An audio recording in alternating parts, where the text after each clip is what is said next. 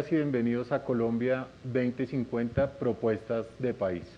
Una serie de conversaciones con líderes nacionales presentes en las principales encuestas de intención de voto para la presidencia 2026. Buenos días a todos. Hoy tenemos un invitado muy especial, el doctor Alejandro Gaviria, ingeniero civil, magíster y doctor en economía.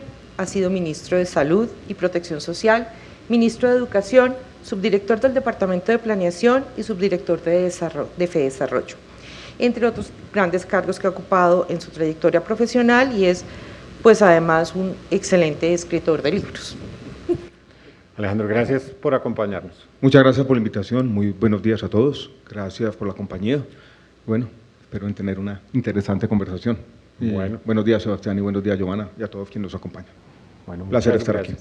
Queremos iniciar explorando un poco su experiencia de vida, sus antecedentes y por supuesto, como ya decíamos, tiene pues una experiencia en el sector público relacionada con cargos que algunos podrían denominar más bien como técnicos, aunque también ha tenido experiencia en la política electoral. ¿Cómo diferencia esas dos experiencias y la manera de abordar cada una de ellas? Mi vida profesional ha sido distinta a lo que yo me imaginé cuando tenía la edad de ustedes. Yo estudié ingeniería civil, pero siempre tuve al mismo tiempo un interés por el humanismo, por la literatura, como algo que tenía ahí. Viví en Medellín en los años difíciles, en los años 80, que yo asocio con un rompimiento del orden social. Eso me llevó a dejar Medellín y venir a estudiar a Bogotá Economía en los años 90. Estudié una maestría, fui un estudiante, eso me permitió acceder a una beca para hacer el doctorado.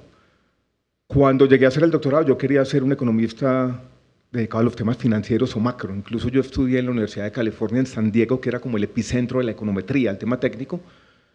Pero el primer año tuve una crisis y dije, lo que me gusta a mí es la economía social. Y por ese lado he desarrollado mi vida profesional como un economista social e investigador y como funcionario, siendo subdirector del DNP y ministro de las dos carteras sociales. Me gusta esa combinación, siempre me ha gustado ser una persona que no se queda en la academia, sino que va al mundo de la práctica, y el hecho de haber sido funcionario yo creo que me volvió mejor investigador. Tuve mejores preguntas y más relevante, me gusta conectar mundos distintos. Y desde una experiencia personal difícil, yo me enfermé de cáncer el año 2017 siendo ministro de Salud y Protección Social. Ese mundo de la literatura, de los libros, se conectó con mi vida profesional y he escrito desde entonces 10 libros que yo podría decir son ensayos literarios y reflexión sobre, voy a decirlo de esta manera, el humanismo en épocas de locura, cómo la literatura, la cultura, lo mejor que la humanidad ha pensado y escrito, se conecta con nuestros tiempos. Bueno, pues Alejandro, usted acaba de decir que para usted es supremamente importante conectar. En varias de las cosas que usted ha dicho, ha hablado del poder de las ideas, del diálogo sereno, de la posibilidad de conectar. ¿Usted realmente hoy, 15 de mayo del 2025, ve viable desde su experiencia una política sin tanta polarización y sin tanto populismo como el que se está presentando en estos momentos? Yo estoy aquí y decidí en contra incluso de mis expectativas vitales, porque mi respuesta a esa pregunta es sí. Pero no solamente la veo viable, sino la veo imprescindible. La veo necesaria, no necesariamente exitosa, pero me parece que una política que, voy a decirlo de esta manera, como lo decía uno de mis maestros en estos temas, que fue Estanislao Zuleta, no quitar los conflictos de la sociedad, sino tener mejores conflictos y tener una mejor conversación.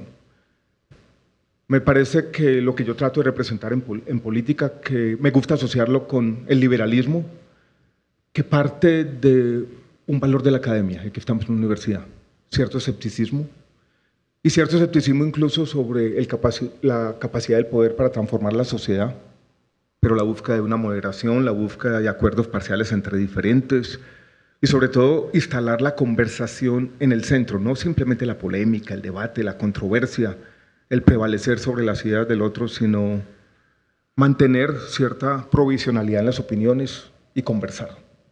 Me parece un acto de resistencia y estoy en la política por eso. porque sigo creyendo en que esa visión de la vida y el poder es hoy más necesaria que nunca. Bueno, y más allá de la discusión sobre la coyuntura política, a veces nos concentramos mucho en lo que pasa hoy, lo que pasó ayer, lo que está pasando permanentemente. Acá queremos también darle oportunidad a una visión más bien de prospectiva, ¿cierto?, de mirada de futuro del país. Por eso queríamos preguntarle cómo se imagina Colombia en el 2050, qué habremos alcanzado, qué habremos logrado en ese momento. Para responder a esa pregunta quisiera primero hacer como una declaración de principios. Una persona que me enseñó mucho sobre Colombia fue el historiador Malcolm Dees. Y él una vez me señaló una frase que estaba perdida en una novela de Joseph Conrad, que es una novela americana, que dice lo siguiente, y cito de memoria. Decía, para que la vida sea amplia y llena, tiene que guardar un buen cuidado del pasado y del futuro en cada momento del presente. Y Sebastián, para imaginarnos la Colombia en el 2050, yo creo que también tenemos que saber dónde estamos y de dónde venimos. Y yo creo que la historia de Colombia, como solemos contarla y como se cuenta en el discurso político, es una historia que deja de lado muchos de los aspectos buenos que hemos tenido. No creo que la historia de Colombia pueda contarse simplemente como la historia de un despojo. Y quisiera hoy aquí, en medio de la polarización, poner de presente que, por ejemplo, Colombia tiene unas fortalezas institucionales, unos límites al poder, que lo voy a decir de esta manera, quizás un poco desafiante, que son mayores, por ejemplo, que los que tiene hoy los Estados Unidos. Nuestra capacidad de lidiar con el uso caprichoso del poder. Lo hemos visto en estos tiempos. Colombia también tiene una economía que ha venido creciendo y tiene espacios de modernización que ha sido más resistente incluso de lo que yo creí. Cuando me quiero imaginar la Colombia en el 2050, ¿qué lugar vamos a ocupar en el mundo? ¿Cómo nos vamos a insertar en la economía global? ¿Cómo queremos que nos vean? Porque las miradas de los otros van definiendo nuestra propia identidad. Me gusta imaginarla de esta manera. Es un país que en buena medida se define por su biodiversidad y por la diversidad cultural que se superpone con ella en el territorio y la celebra y la protege. Ahí tenemos que estar. Y cuando hablo de diversidad cultural, una cosa que tenemos y vamos a seguir teniendo es que nuestras historias han llamado la atención del mundo. La forma como contamos las historias, la forma como nos imaginamos el futuro y cómo habitamos el presente. 100 años de soledad ha sido uno de los libros más importantes del siglo XX y lo sigue siendo, a la altura del Quijote. Nuestra música ha puesto a vibrar a media humanidad.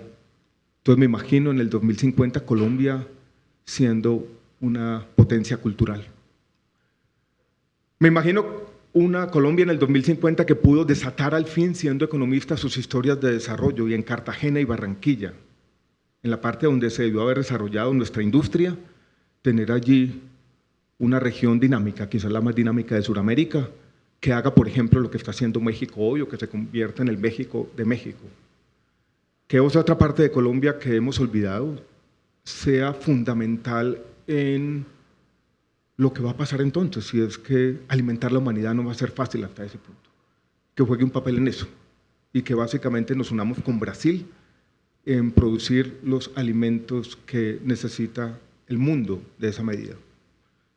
Me imagino como tiene que ser un país en paz, que dejemos la principal mácula de nuestra historia en el siglo XX, que fue esa afición a matarnos unos a los otros por ideas o por dinero. Me imagino un lugar donde en buena medida tengamos control pleno del territorio, el Estado, pero no solo el Estado, el mercado, la sociedad, el sector privado, ocupe nuestro territorio de manera más igualitaria. Y como lo dije ahora, Sebastián, un país que tenga mejores conflictos, porque no se van a acabar. Seguiremos buscando un futuro. La búsqueda del lugar en el mundo, como es la búsqueda personal de todos, de una identidad, es un autodescubrimiento permanente. Así me puedo imaginar Colombia. Si lo quisiera decir con una palabra, un país feliz y seguro de sí mismo y seguro de su lugar en el planeta. Gracias. Pues gracias, Alejandro, por esta explicación que es un muy buen abrebocas general para entrar a profundizar sobre algunos temas. Quisiéramos comenzar por un lugar que para usted es muy común, que es la educación. Digamos que usted sabe muy bien que Colombia tiene bajas tasas de educación superior, especialmente de acceso a la educación superior. En Colombia quisiéramos mirar pues cuáles serían como sus propuestas para esta población joven y vulnerable. Estamos pues en una universidad. ¿Qué opina usted sobre el ICETEX? ¿Qué planes tendría usted en relación a ese tema? Les conté ahora que cuando estaba haciendo mi doctorado yo tuve esa crisis, ¿no? Esa crisis me llevó a la economía social y cuando yo llegué a trabajar a FEDesarrollo, eso fue en el año 2000, en medio de un momento que no se parece al de 2050, un momento de desesperanza, un momento donde el futuro se vería oscuro. A mí me tocó, llegando al doctorado, ser consultor, hoy lo llamo yo una forma de rebusque sofisticado. Y ese consultor empezó a trabajar con el Departamento Nacional de Planeación y yo escribí mi primer libro. Se llama Educación y Movilidad Social en Colombia, los que suben y los que bajan. Hoy lo veo, Giovanna, como un testimonio, y un testimonio, o voy a decirlo de esta manera, una radiografía de una sociedad injusta. Mostraba cómo la educación superior, en lugar de ser lo que tiene que ser, una forma de movilidad social, estaba haciendo lo contrario por muchos mecanismos superpuestos de exclusión. Y desde entonces he tratado de estar ahí con las políticas educativas. Voy a decir 2 o 3 cosas del presente. La primera, con las políticas educativas que necesitan persistencia. Las revoluciones educativas no se dan de la noche a la mañana. Nadie va a tener una política de educación que transforme completamente el sistema educativo. Pasa lo siguiente: somos muy dados a decir palabras bonitas, pero el compromiso de la sociedad no siempre está ahí. Colombia, como sucedió con muchos países de América Latina, fue el primero que durante la pandemia apagó la educación y se demoró 2 años en prenderla. Las consecuencias, 2 años y medio, 3 años después, empezaron a ser aparentes. El 70% de los niños de 4º grado no podían leer un párrafo y entenderlo. ¿Nos importa eso todavía, esa pérdida de aprendizaje que está ahí? De manera invisible, no mucho. Entonces, lo primero, Giovanna, que uno decía, con la educación hay que liderar una toma de conciencia colectiva, porque la sociedad ha ido acomodándose en lo que yo podría describir como una especie de pacto de mediocridad, sobre todo con la educación pública, con lo que pasa allí. Romper eso es fundamental. Pondría un énfasis doble. Colombia, si nos comparamos con otros países de América Latina, en los temas de primera infancia está atrasado, y eso requiere voluntad política, y en la reforma a la ley de competencias, que complementa la reforma del Sistema General de Participaciones, tiene que estar ahí la primera infancia. Otro énfasis importante en otro de los agujeros negros en el debate educativo tiene que ver con la educación médica, sobre todo en las áreas rurales, donde comienza a pasar cada año lo siguiente: lo que pasa en el aula se desconecta completamente con la realidad práctica de los jóvenes que están allí sentados. Y curricularmente la educación media tiene que resolverse en nuestro país. Esto para decir entonces, primero, esa toma de conciencia colectiva, romper el pacto de mediocridad, primera infancia, educación media, lo que me lleva, Giovanna, a tu pregunta sobre la educación superior. La educación superior, antes de entrar a la cobertura, cuando yo fui ministro con el presidente Petro, teníamos una meta de 500.000 nuevos jóvenes. No se va a cumplir. Y no se va a cumplir, entre otras razones, porque el presidente Petro y su gobierno decidió que la universidad privada no hacía parte de esa meta. Y nuestro sistema mixto de educación superior no lo consideró como tal. Y muchas de las fortalezas que tiene ese sistema mixto fueron dejadas de lado. Más allá de esa meta cuantitativa, numérica, yo creo que la educación superior necesita una reflexión. El mundo está cambiando, la educación superior, nuestros programas y currículos no están cambiando al mismo ritmo. Esa va a ser la gran revolución de los próximos 10, 15 años. Si tú me preguntas qué va a pasar con la educación superior en el año 2050, no lo sé. Estoy seguro que no va a ser la misma. Va a ser muy distinta y va a tener un cambio más profundo del que todos nos alcanzamos a imaginar. Cuando yo terminé el Ministerio de Educación, una tarde, en el celular que tengo por ahí, escribí una especie de cuento distópico o de ciencia ficción, en el cual todos, quienes estamos aquí, estamos implantados y tenemos un chip aquí. Y ese chip nos permite acceder con un parpadeo a todo el conocimiento de la humanidad. Y lo quise hacer porque quería transmitir el siguiente mensaje a mis colegas profesores y decirles lo siguiente. La costumbre que tenían los profesores de repetir en clase lo que ya estaba en los libros estaba pasando de anticuada a ridícula. Esto para decir que cuando nos imaginamos la educación superior no solamente tenemos que pensar en el gobierno, o en el Estado, o en el ministro de Educación, cómo vamos a cambiar nosotros. Y esa reflexión me parece vital, importante. Lo que quiero hacer como política pública es reformar el sistema de aseguramiento de la calidad para que las universidades puedan innovar. Me parece que hay como con la inteligencia artificial, por ejemplo, una doble equivocación. Y ustedes los jóvenes muchas veces creen que están aprendiendo verdaderamente cuando la usan, creo que se está aprendiendo menos de lo que uno cree. Y los profesores creen que van a ser capaces de detectar, incluso con la inteligencia artificial, quién la está usando mal. Las dos cosas son una ilusión. Pero todo lo que hoy hacemos se va a convertir, o se está convirtiendo, en formas de cocreación. Y cómo hacer esa cocreación eficaz y cómo habitar el mundo de la educación superior con esta revolución tecnológica en ciernes es no solamente la gran pregunta de la educación, es la gran pregunta del mundo. Y ahí estaremos, ¿no? Déjeme profundizar en eso, en ese elemento que usted señala sobre los retos del siglo XXI para la enseñanza y la formación en general y para la educación superior en particular. Pero profundicemos en el rol del profesor. Hoy que estamos grabando esta entrevista es el Día del Maestro y la Maestra. Es un día para felicitar y celebrar a los maestros de Colombia. ¿Quiénes son profesores o han dado clase por aquí? Bueno, un abrazo fuerte para todos los educadores. Me cuento entre ustedes y eso he hecho toda mi vida. ¿Cómo se hablaba de un papel diferente de los profesores con roles distintos de co-creación? Bueno, ¿cómo fortalecer las capacidades de los docentes hoy en su día? Cuando yo he habitado comunidades académicas, Sebastián, me pasa lo siguiente, ¿no?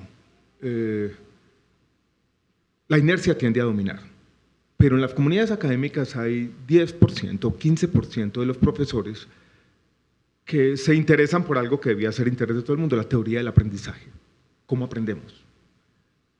Y la forma como aprendemos es muy distinta a lo que uno concibe como profesor. Por ejemplo, la clase magistral puede ser entretenida, puede ser una forma de entretenimiento, pero no es la forma como aprendemos. Entonces yo creo, Sebastián, que eso es fundamental, que esa comunidad que siempre va a estar ahí, que se preocupa de eso, que está conectada con la ciencia del aprendizaje, que utiliza la neurociencia para dar sus clases, sea una comunidad que tenga una comunicación permanente con todos los profesores. Cuando he sido profesor, yo hoy, reflexionando sobre mi época, me doy cuenta también de una cosa. Uno es profesor y yo estoy en esta clase.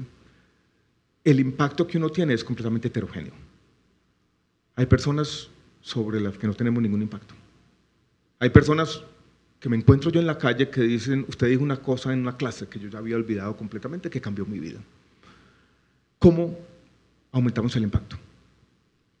Y yo he creído lo siguiente, tenemos que romper una especie de sesgo, Sebastián. Nos enamoramos muy fácilmente de los buenos estudiantes siendo profesores. El impacto muchas veces está donde no lo vemos y donde no lo percibimos. Yo he contado una historia de cuando fui rector de la Universidad de los Andes y tocaba escoger quién iba a dar el discurso en la ceremonia de grado. Y siempre escogíamos el de que tenía promedio 4,9. Siempre contaba la misma historia. Yo me interesé por las otras, del 3,5, que eran más interesantes, las del 4,9.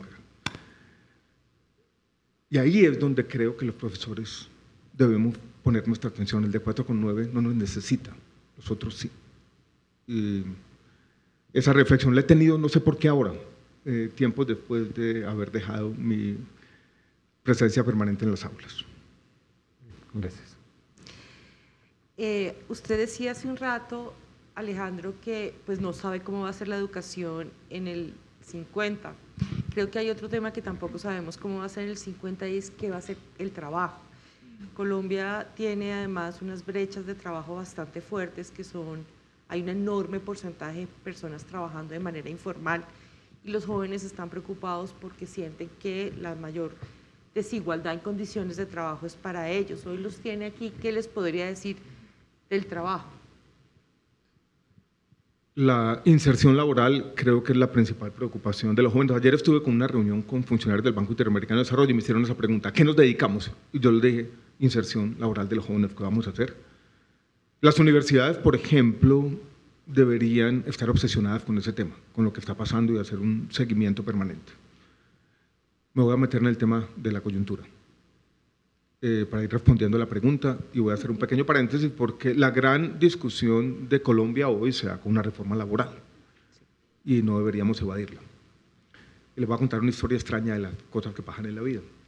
Cuando yo fui subdirector del Departamento Nacional de Planeación, me tocó hacer unas primeras estimaciones de la Ley 789 de 2002, hoy reforma laboral, que llevó la jornada diurna de trabajo a las 10 de la noche y disminuyó los recargos dominicales al 75%, hoy el centro de la discusión del país. Un documento que calculó el impacto de esa reforma como en 600.000 nuevos empleos. Pasa el tiempo, yo me voy a la Universidad de los Andes, ya era decano de la Facultad de Economía, y hago un estudio que está publicado en la revista de FEDesarrollo. Se llama Ley 789 de 2002, ¿funcionó o no? Y la respuesta era no. O sea, los impactos que habían sido previstos en su momento no se habían cumplido como tales. Después me tocó hacer una intervención ante la Corte Constitucional explicando estos temas. Pongo esto sobre la mesa porque yo creo que esa reforma paramétrica, en particular si nos concentramos en los dos asuntos, es el 1% del problema laboral que enfrenta el país. Y es un poco la capacidad que tiene la política de concentrarse ahí y tener un gran debate que genera más calor que luz.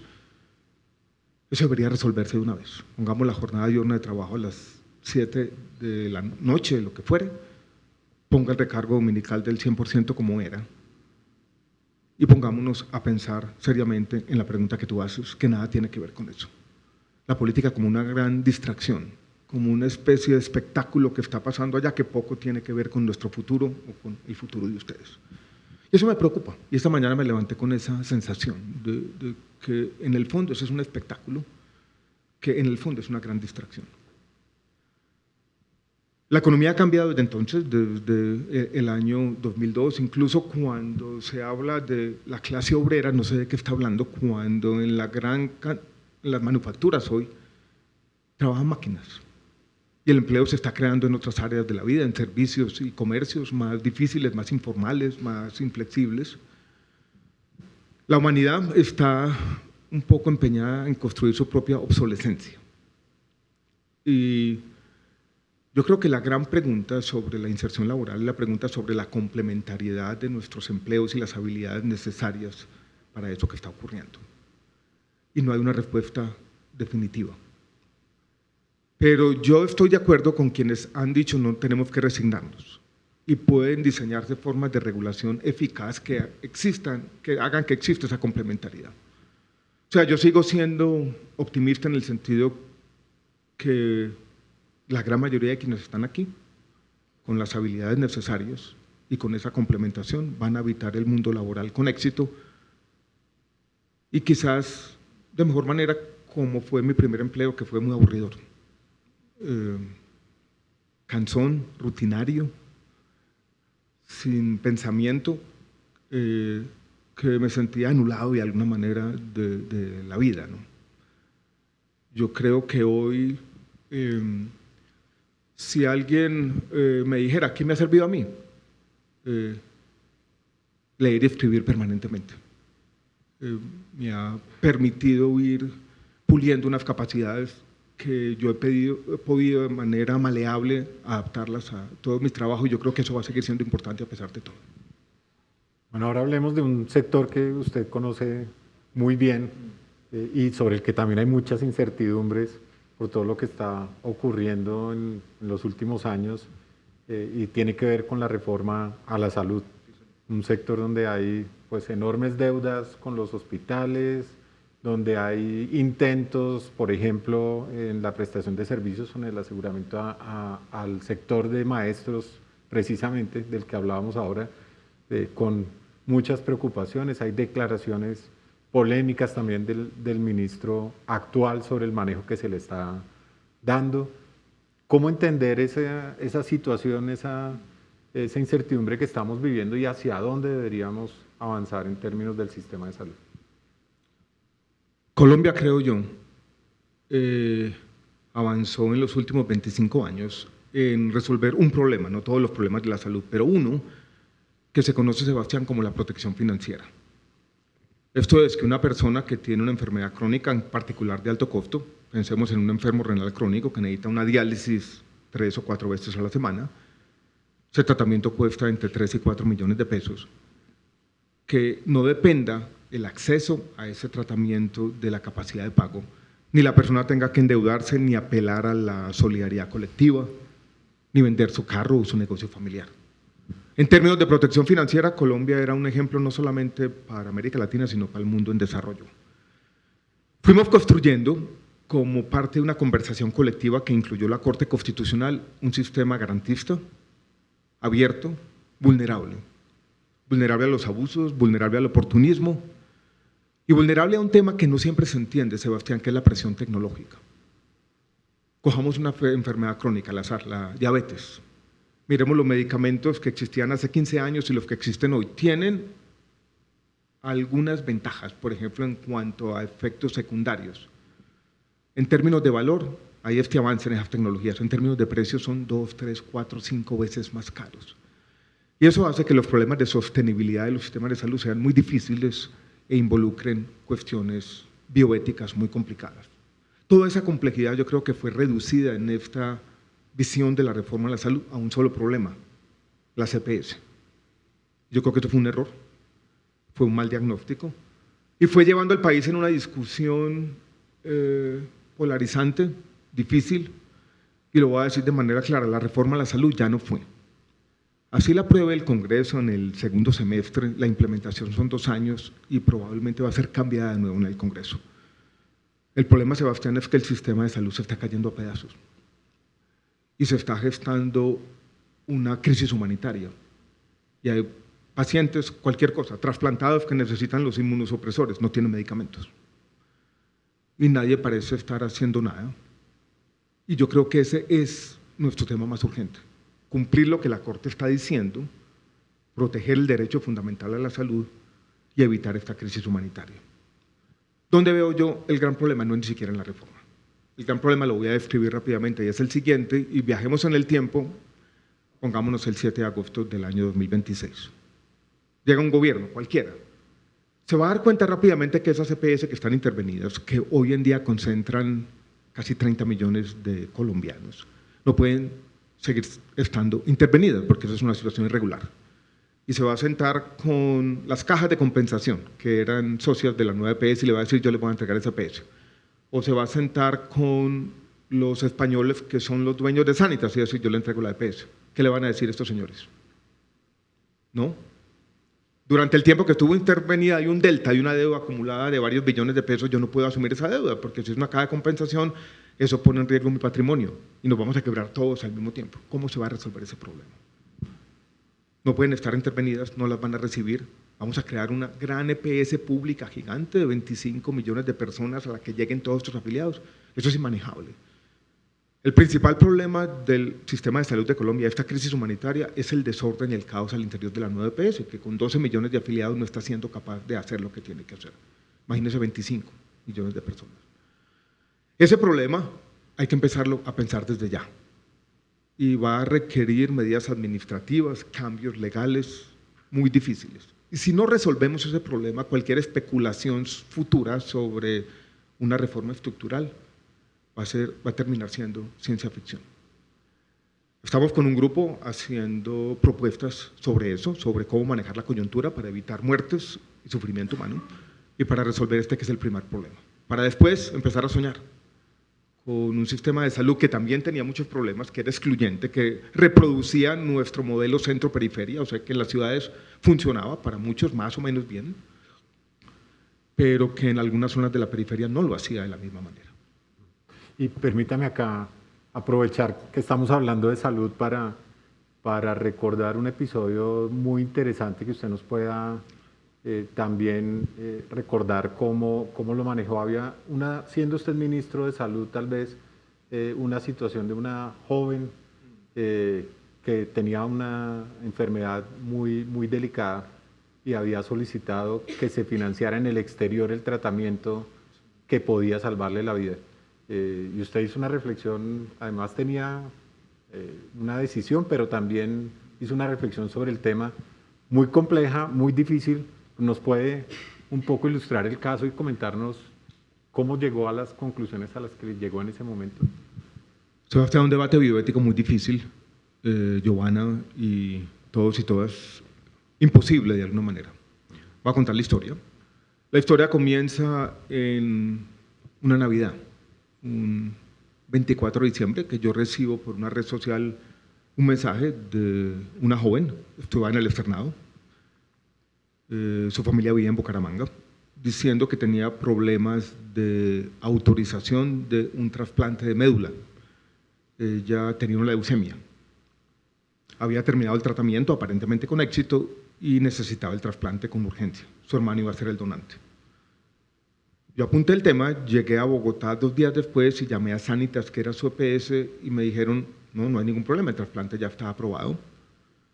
Hizo todos los exámenes y cuando estaba en el último examen descubrieron que había una recaída. Y entonces el trasplante no se podía hacer. Y ahí empezó una discusión sobre cuáles eran las opciones terapéuticas para esta joven. Y surgió una opción terapéutica en los Estados Unidos. Y esto se volvió un tema en las redes sociales, se lo imaginarán, mediático. La EPS tomó una decisión, no con recursos del sistema público de Colombia, sino con una fundación que fuera a los Estados Unidos a tratarse.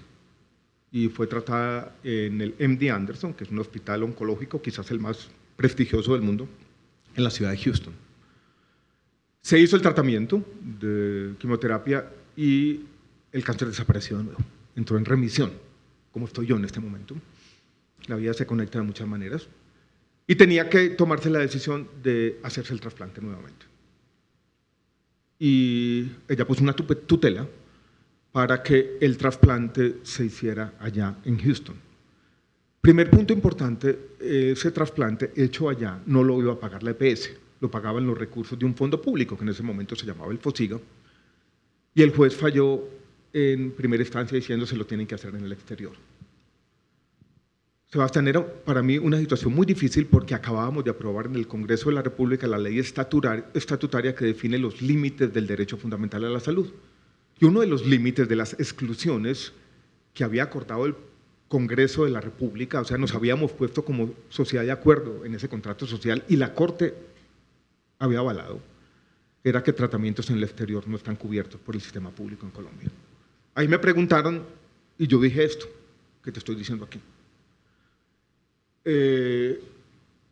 Esa declaración salió a los medios de comunicación y un día llegué yo muy temprano a mi oficina y entró una llamada y era el juez.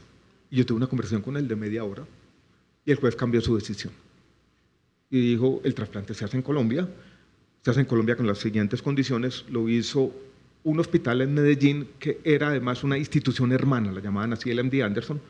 Yo hablé con el oncólogo que la trató a ella, que era colombiano, y me dijo, yo estoy tranquilo, las condiciones del trasplante en Medellín son casi idénticas a las que podemos hacer aquí. Ya me tocó explicar esto en la opinión pública. Y se hizo el trasplante con éxito, pero yo que sufrí un cáncer linfático, que es muy parecido a la leucemia,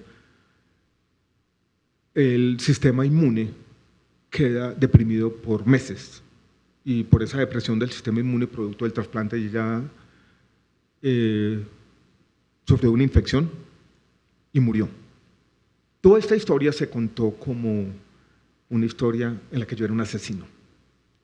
No pasa un día o no pasa una semana en el debate de la salud en Colombia donde eso se presente de esta manera.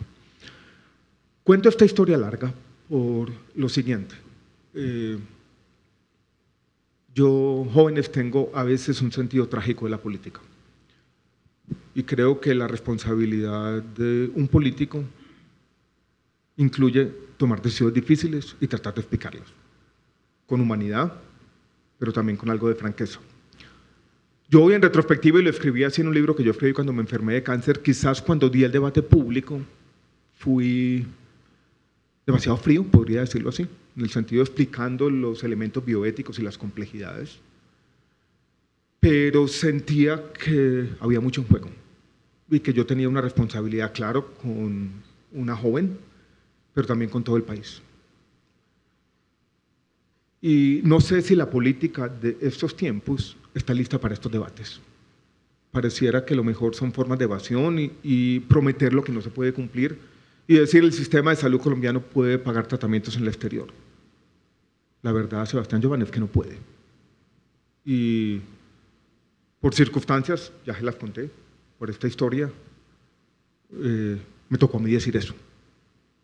Y de eso no me arrepiento, porque es la decisión que tenía que tomarse, la única decisión razonable y sensata con la defensa de los recursos públicos de la salud de nuestro país. Gracias.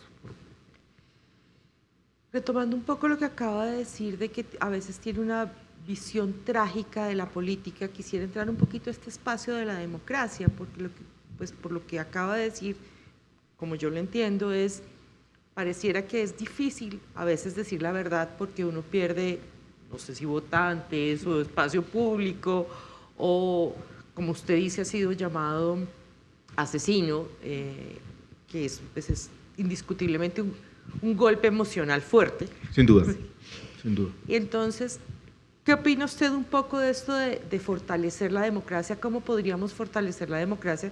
Quizás para abrir esos espacios de debates difíciles, de verdades incómodas, relacionadas, digamos, con estos temas que además son legales por lo que usted acaba de decir, o sea, la ley no lo permite, pero que al final pareciera que hay un sujeto que termina asumiendo toda la responsabilidad del Estado y pagando las consecuencias un poco de las consecuencias públicas, si me permite, de las decisiones sociales.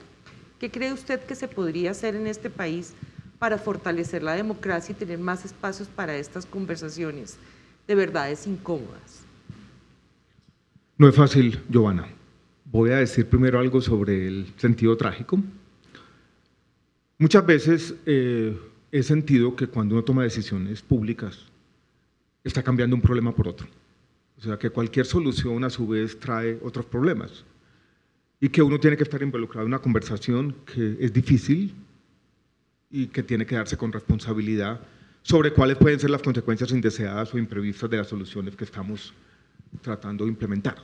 Por ejemplo, a mí me tocó regular los precios de los medicamentos. Uno de los últimos medicamentos que regulamos fueron los anticonceptivos. Yo creo que tuvo mucho éxito, pero en algún momento hubo una escasez asociada a eso. ¿Por qué? Porque con los precios bajos aumentó increíblemente la demanda. Pasa con cosas como esas. Yo creo que tener estas conversaciones, explicarlo con franqueza y decir cualquier decisión que uno tome puede tener consecuencias indeseadas y lidiaremos con ellas a medida que van emergiendo los problemas. Por lo menos una responsabilidad es decir la verdad. Y a mí me gusta en la arena política decir la verdad. ¿Cuáles son las consecuencias electorales? Pues probablemente no las mejores, pero yo no vine a la política a disfrazarme, ¿no? Antier murió Pepe Mujica. Una de las cosas que me gustaba de él es eso. Él siempre dijo lo que pensaba. Y yo creo que es una forma de fortalecer la democracia. Y nunca lo vi que se disfrazara de nada. No me preguntaron ahora, pero podrían preguntarme de qué me arrepiento en la política. Una vez me disfracé de Bob el Constructor, porque estábamos dando debate sobre las maquinarias y me tocó tomarme una foto al lado de una maquinaria amarilla y eso no tiene sentido. Yo jamás volvería a hacer eso. Tomarse esto en serio, medianamente, porque hay vidas humanas en juego. Y esos aparaticos que tenemos en el bolsillo que nos han cambiado la vida está convirtiendo la política en un espectáculo de nicho y no me gusta eso. Yo creo que parte de eso es dejar de payasear un poquito en la política, pensar en nuestras virtudes republicanas, en que entre todos tenemos que empezar a tener una conversación sobre el cuidado de lo público. Siempre he pensado que se necesita como un antanas mocus para estos tiempos de las redes sociales. El de él no fue para las redes sociales, donde él enfatizaba todo el tiempo no solamente los recursos públicos son sagrados, sino hay otros bienes públicos como la confianza que están por ahí, que tenemos que proteger, y tenemos que proteger entre todos. Y eso es una labor no solamente de los políticos, sino una labor de todos. A veces me gusta exagerar en el sentido trágico, y voy a poner un tema polémico. Año 2022, segunda vuelta. Yo venía de una campaña electoral y quizás me parecía tentador el voto en blanco porque me permitía lavarme las manos. Si no me gusta ni un candidato ni el otro mucho.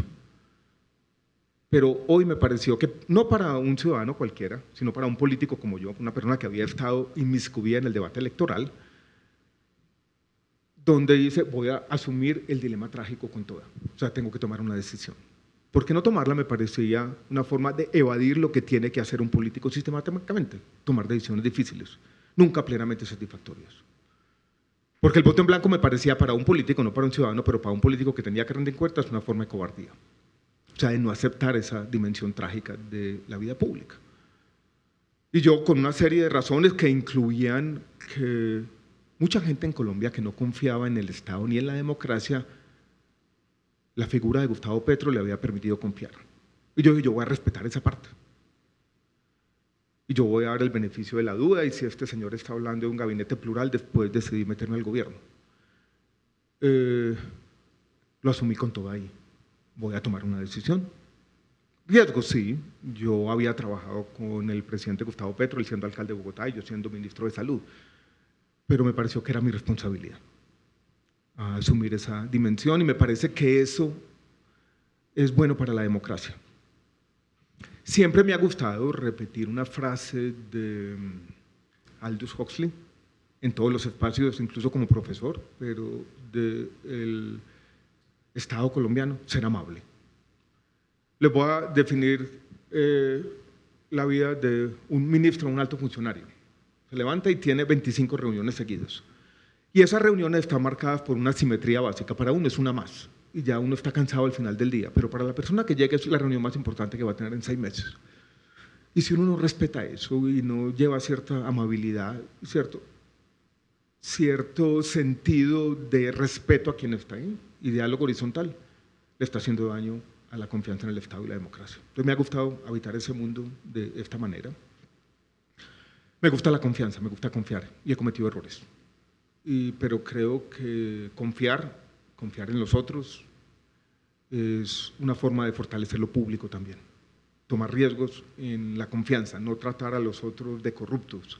Tener esta idea ingenua que me enseñó, aquí está Pablo Rodríguez, él y Juan Camilo Cárdenas, y es que cuando uno confía en los otros, los prende un poco éticamente. Podemos hacer el mundo algo mejor confiando en los demás.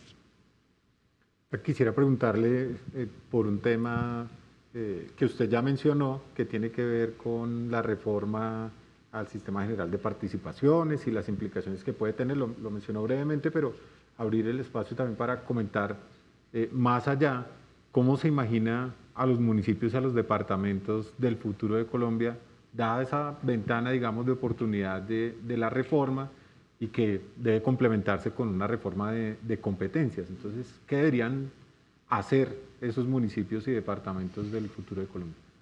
Sebastián, hay un tema que no está en la reforma, pero que para mí sigue siendo fundamental, o es fundamental, y es en el que yo veo que estamos fallando, y es las capacidades de esos municipios. Porque transferir recursos sin construir esas capacidades es complicado. Yo creo que ha sido el gran fracaso de la descentralización en Colombia. Cuando yo fui funcionario había una oficina en el Ministerio de Hacienda, la División de Apoyo Fiscal, que era la única que yo veía preocupada por construir capacidades, sobre todo en el tema fiscal de los municipios, y era la que más apreciaban. Llegaban los alcaldes a aprender. Me parece que a esa reforma del Sistema General de Participaciones le ha faltado realismo, eso de pasar del 20 al 40% en los ingresos corrientes de la nación que se trasladan, sin tener un discernimiento claro sobre las competencias, con un problema fiscal como el que tenemos, un déficit del 7%, un hueco de 40 billones, va a ser difícil. Pero yo soy un liberal y me gusta la descentralización, me gusta la autonomía territorial, me gusta darle poder a los alcaldes. Creo que las historias más importantes que ha construido Colombia en los últimos 20 años viene de la autonomía territorial de las ciudades.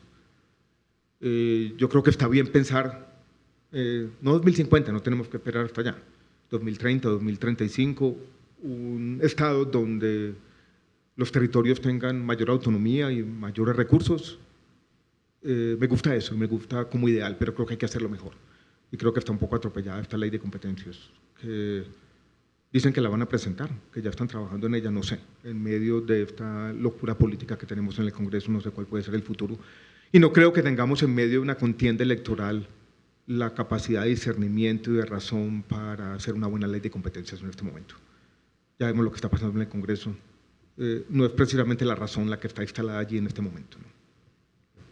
Bueno, Alejandro, hasta el momento hemos hablado más que todo de Colombia y de las posiciones de Colombia. Nos gustaría que nos contara un poco cuál es su posición sobre la geopolítica global y quizás las relaciones hacia el exterior, por ejemplo, pues cómo se podría manejar esta situación con el gobierno de Donald Trump en estos momentos. ¿Cuál cree usted que deberían ser las posturas para guiar nuestra política exterior? Difícil manejar a Donald Trump, ¿no? Yo creo que voy a decir algo obvio. Primero necesitamos hacer esto con una cancillería fuerte. Necesitamos hacerlo con discernimiento. En Colombia tiene una institución bonita que hemos olvidado, y es que para los temas geopolíticos que son difíciles, donde nunca salía fácil, invitamos a los expresidentes para colectivamente ir encontrando el camino. Eso siempre me pareció bueno, porque es un punto, escogimos un punto donde nos vamos a unir todos, donde las diferencias políticas desaparecen y ahí ustedes, señores que han enfrentado temas difíciles, vengan aquí y entre todos vamos a discernir, encontrar el camino. No hemos sido capaces de poner a funcionar esa institución que en un buen momento creamos. Me parece que con Donald Trump también hay que tener los principios claros. Yo creo que, por ejemplo, en este tema de la dignidad de los migrantes, algunas de las cosas que dijo el presidente tenía razón.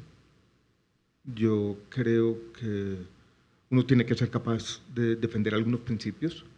Creo que la política exterior debe combinar algo de pragmatismo, pero algo de principios también y de defensa de la dignidad y los derechos humanos, que me parece fundamental.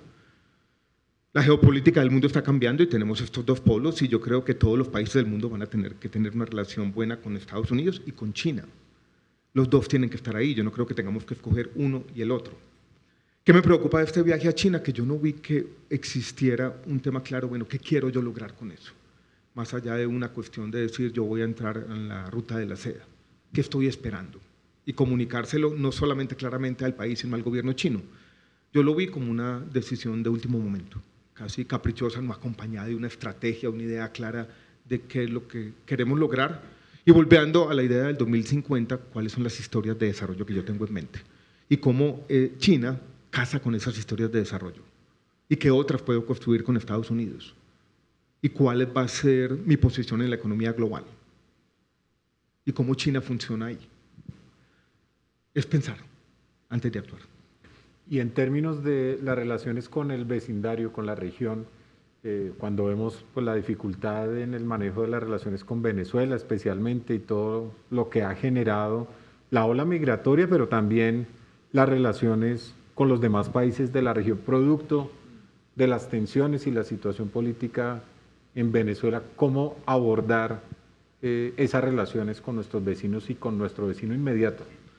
Primero, yo creo que Colombia le ha dado, Sebastián, un ejemplo al mundo con el tema de la crisis migratoria de Venezuela, la forma como incorporamos los migrantes, como lo hicimos con generosidad, cómo tratamos de incluirlos a nuestro sistema de educación, 600.000 niños y niñas venezolanos.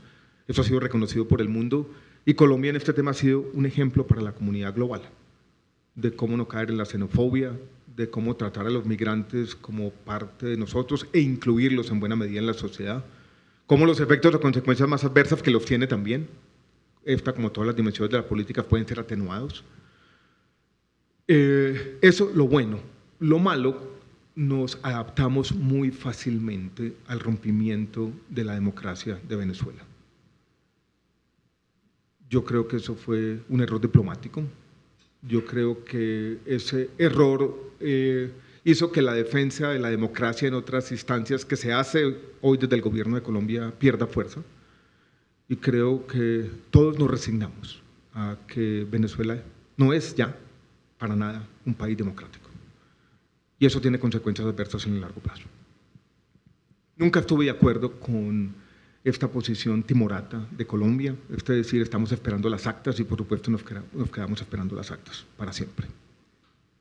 Muchas gracias. En este espacio también, además de las preguntas, la conversación que ya hemos tenido, queremos tener algunas preguntas de personas de la comunidad javeriana, profesores, estudiantes, colaboradores.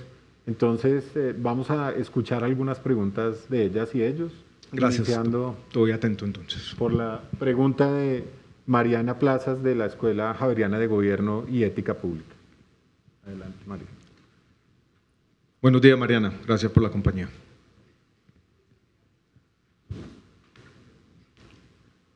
Muchas gracias, doctor Alejandro Gaviria, por acompañarnos hoy en la Javeriana y pues bueno, muy feliz de estar acá de parte de la Escuela de Gobierno. Privilegio.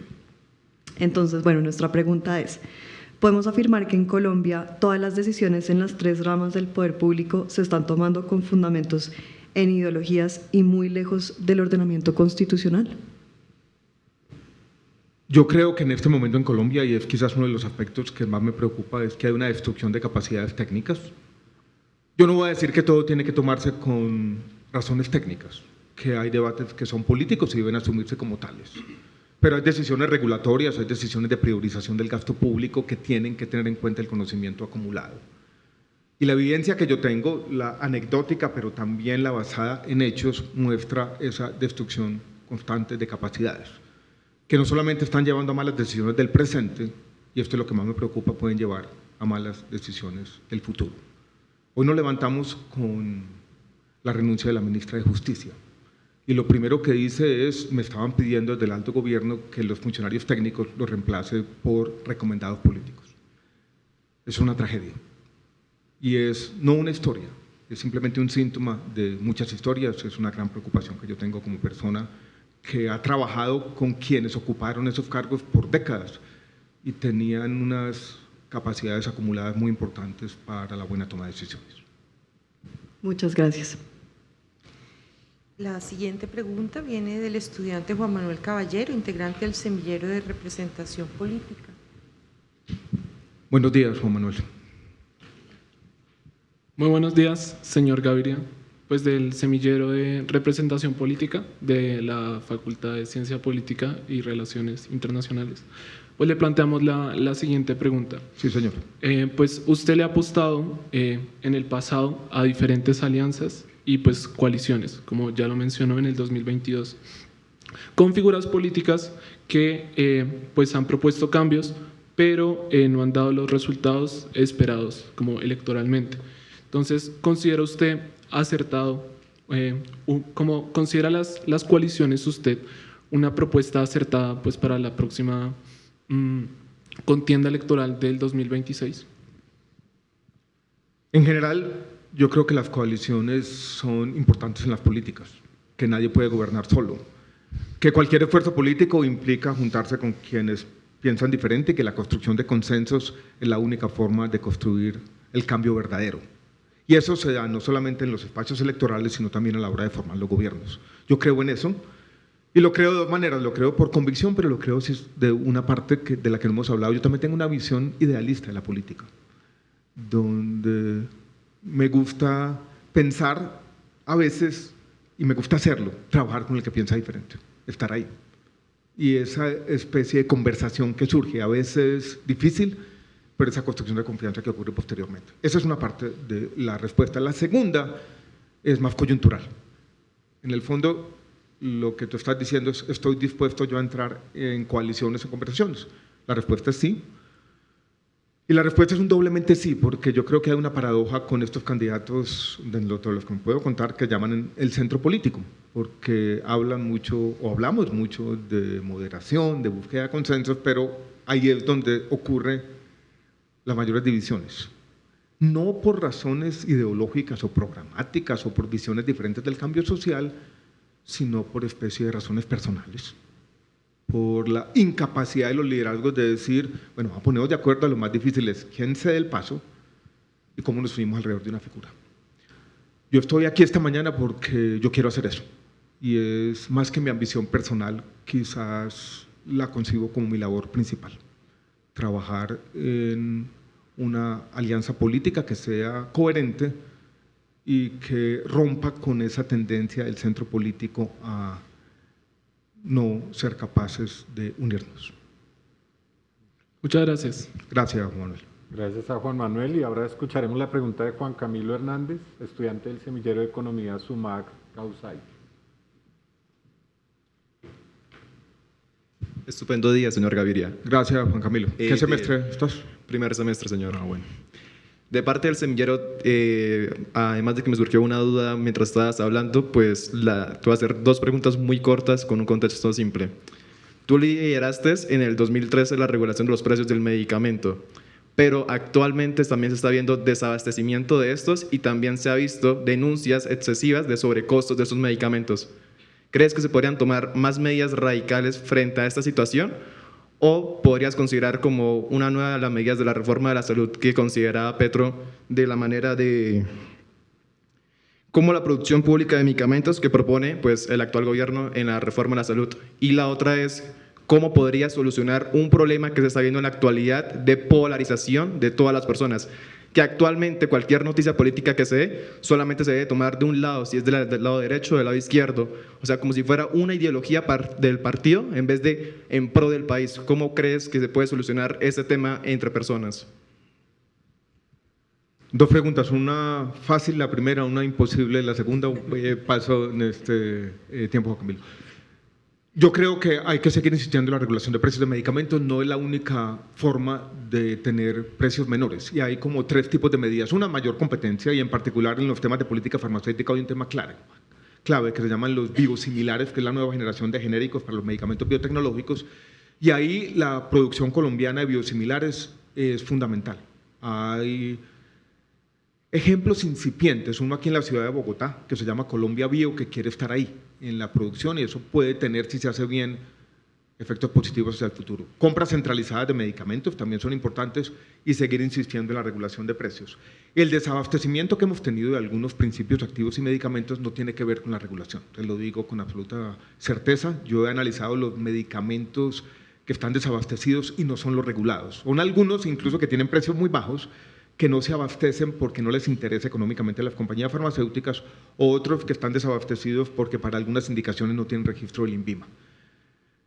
Por alguna razón, el gobierno de Gustavo Petro ha abandonado la regulación de precios de medicamentos en medio de los problemas financieros del sistema. No han hecho mucho en esa dimensión. La otra pregunta es cómo no nos polarizamos, cómo de alguna manera damos un paso atrás y no nos enloquecemos, esos odios artificiales y mentiras permanentes que aparecen en las redes sociales, cómo nos alejamos de eso. Ha sido mi gran preocupación. Los últimos libros que yo he escrito, y lo dije al comienzo de mi charla, es eso, cómo de alguna manera nos comportamos en esta época de locura. ¿Qué hacemos? ¿Cómo no reaccionar plenamente? ¿Qué puede hacerse desde la política pública para no dejarnos contaminar de esos odios artificiales de estar ahí? Personalmente yo sé qué hacer, cómo alejarme de las redes sociales, cómo estar ahí. Conozco mis debilidades cuando estoy en esos debates. Colectivamente todavía no hemos diseñado formas eficaces de regulación para evitar que ese deterioro o menoscabo de la democracia que se está dando desde ahí disminuya. No hemos sido capaces todavía, y hay cosas que me generan a mí inquietud. Esta foto de Donald Trump con los grandes gigantes tecnológicos, que básicamente era una especie de acuerdo tácito para que no lo regularan, es complejo. Yo creo que es problemático porque muestra que la democracia está de alguna manera renunciando a lo que tiene que hacer para protegerse de estas tecnologías. Por ahora yo creo que este tipo de espacios nos sirven para eso, esta conversación que hemos tenido aquí, que no veo como polarizante, y creo que las universidades, más que cualquier otra institución, tienen un papel que cumplir muy importante en eso, en que en la política podamos conversar y pensar. Muchas gracias. Bueno, muchas gracias por las preguntas también y las respuestas. Y queremos empezar a cerrar esta conversación con un par de preguntas más bien sencillas, rápidas y más tranquilas. Poco sintetizar de pronto en un minuto un mensaje a los jóvenes y a las comunidades universitarias que lo escuchan y al país. Unos titulares de cierre, si se quiere. Para los jóvenes, titulares. Primero, Colombia tiene futuro. Estamos pensando en el 2050 y creo que Colombia tiene futuro y lo tiene que tener. Cuando yo pienso en los jóvenes, pienso en cuando yo tenía la edad de ustedes, y ya lo dije, llegué aquí a la ciudad de Bogotá. ¿Qué tenía? ¿Qué mensaje les puedo dar? ¿Qué me ha acompañado? ¿Qué bagaje? Primero, Sebastián, esta idea que siempre quería aprender. Y yo creo que eso es importante en la vida, siempre esa idea que hay que aprender. Y tenía una enseñanza que me dio mi papá en el año 2019, en muchas conversaciones que tenían. Y él me decía una y otra vez, nunca vaya a resignarse a las injusticias. Mantenga en su corazón una intolerancia a los aspectos injustos del mundo que los va a encontrar por todos lados. Y cuando yo pienso en mi tránsito por la política, que lo dije al comienzo, que es improbable, esas dos ideas me han acompañado. De siempre aprender, de estar dispuesto a cambiar de opinión, pero también de estar dispuesto a lo que nos concita aquí a todos esta mañana. Y es a trabajar juntos, a creer en ese futuro.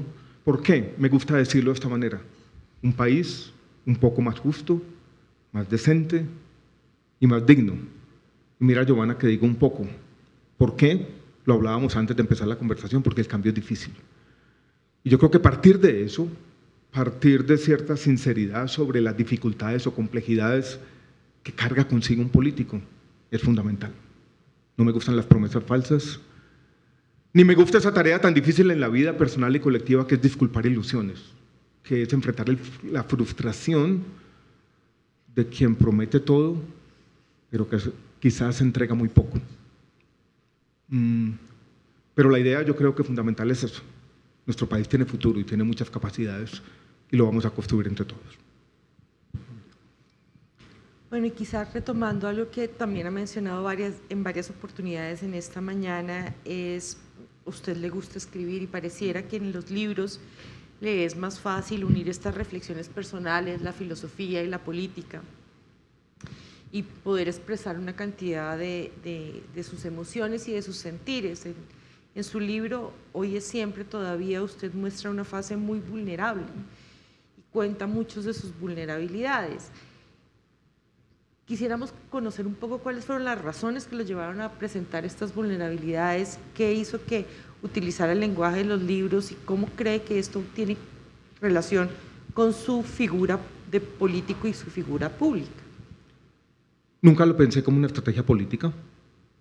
En el fondo, cuando yo estaba enfermo de cáncer, me pasó algo, Giovanna, y es que quería contar mi historia, como una forma de catarsis. Nunca lo pensé así, nunca fue un psicólogo o un psiquiatra que me dio un consejo, pero hablar todo el tiempo, como forma de terapia, me pareció que me hacía bien, que sanaba un poco mi corazón, que esa incertidumbre y ese miedo que yo tenía, sobre todo de dejar a mi familia, de perderme dimensiones de la vida que cuando uno se enferma de una enfermedad grave no son ni los grandes viajes, ni los grandes sueños, es simplemente la vida cotidiana. Este tema que tienen todos los poetas de que no hay ninguna diferencia entre lo extraordinario y lo ordinario, y me gustaba contar esas historias.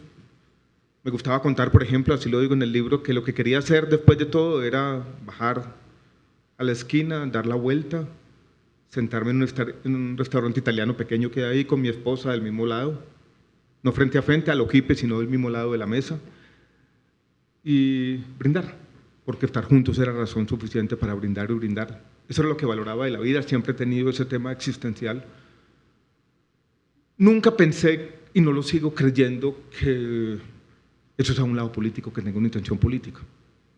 Era un lado vital. Desde muy pequeño, no sé por qué, yo también he cargado conmigo cierto existencialismo, cierta idea como de la caducidad de todo. Hay un poema en ese libro, al final, en un capítulo, que es el capítulo 7, de un poeta venezolano que se llama Eugenio Montejo, que resume bien, Giovanna, esa visión de la vida, ¿no?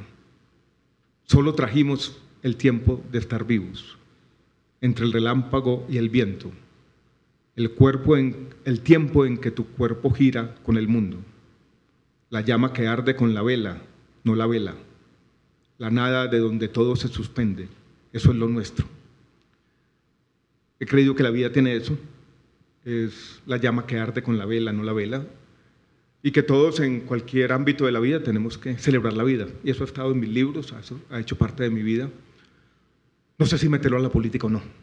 En el fondo es lo que soy. Y a veces me gusta cuando me preguntan aspectos de liderazgo, me gusta ser los dos. El ingeniero, que fue primero, quien tiene soluciones concretas para problemas concretos, pero también algo de ese poeta escondido que he llevado desde el colegio. Alejandro, pues muchísimas gracias por sus reflexiones, por compartirnos también su visión de país. Muchas gracias a todas las personas que nos acompañaron. Les invitamos a seguir esta conversación y las demás conversaciones con otros líderes nacionales en las redes sociales de la Universidad Javeriana. Muchas gracias. Gracias por la confianza, gracias a todos por la compañía. Un abrazo fuerte de todo corazón.